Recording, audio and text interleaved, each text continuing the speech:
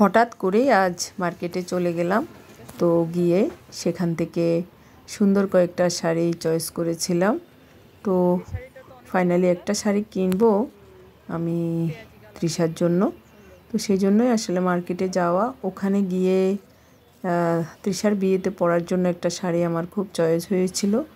তো এই কালারটাও আমার কাছে বেশ ভালো লেগেছিল। তারপরে একটা শাড়ি কিনেই ফেলেছি।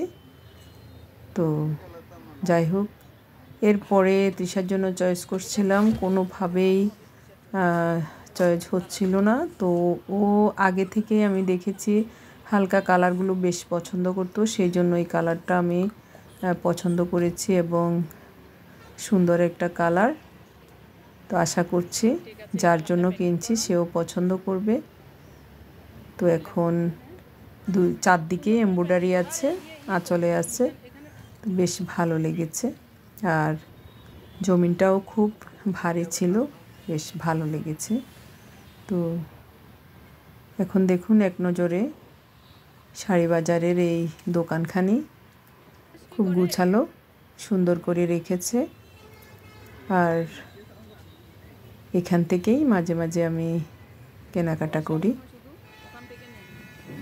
আর মার্কেটে যেতে হয় না, এখানে সবগুলো জিনিস পেয়ে যায় একসাথে। তো এখান থেকে আমি শাড়ি কিনে এরপরে একটা পারফিউম কিনেছি, জেসমিন।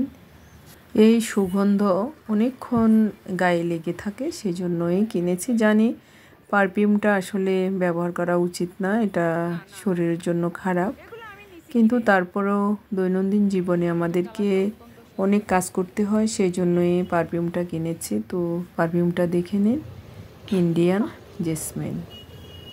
ফাইনালি এই সুন্দর শাড়িটা আমি কিনেছি, চলে এলাম বাসায়।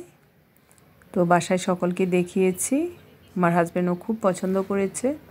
কালারটা খুব হালকা এবং মিষ্টি কালার, দেখতে বেশ ভালো লেগেছে। তো যাই হোক, এটা তোমার ওই দিদির জন্য, তৃষা দিদির জন্য কিনেছি আর কি।